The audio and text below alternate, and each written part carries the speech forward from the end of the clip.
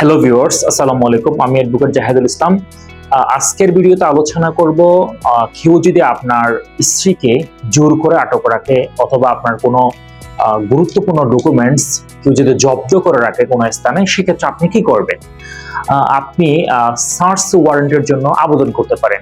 এটা ফৌজদারি কার্যবিধি 98 এবং 100 ধারা অনুসারে এই আবেদনটা করা হয়। ফৌজদারি কার্যবিধি 98 ধারা অনুসারে ডকুমেন্টস উদ্ধারের জন্য আবেদন করে, অর্থাৎ কেউ যদি কোনো চেক অথবা কোনো স্ট্যাম্প হতে পারে অথবা কোনো বায়না দলিল অথবা কোনো আপনার গুরুত্বপূর্ণ কোনো দলিল বা কোনো চুরাই মাল কেউ যদি কোনো স্থানে জব্দ করে রাখে, তাহলে সেক্ষেত্রে আপনি জেলা ম্যাজিস্ট্রেট অথবা আপনার সরকার কর্তৃক ক্ষমতাপ্রাপ্ত কোনো এক্সিকিউটিভ ম্যাজিস্ট্রেটের নিকট আপনি আবেদন করতে পারেন।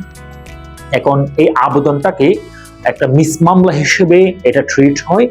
এরপরে যদি আপনি প্রপার ডকুমেন্টস করে দাখিল করতে পারেন, ম্যাজিস্ট্রেটের নিকট দাখিল করতে পারেন, সেক্ষেত্রে সরাসরি সার্চ ওয়ারেন্ট দিবে।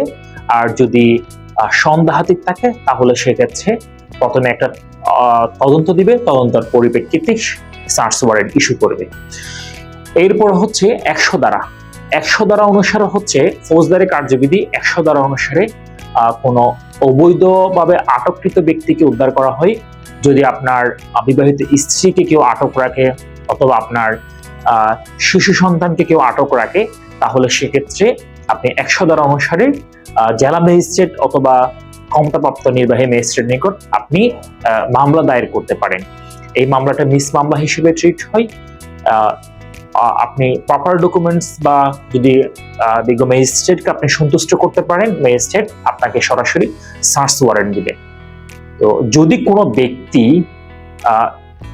এই আদেশের বিরুদ্ধে ক্ষুব্ধ হয়, সেক্ষেত্রে সে দায়রা জজ আদালতে, বিজ্ঞ দায়রা জজ আদালতে রিভিশন দায়ের করতে পারে।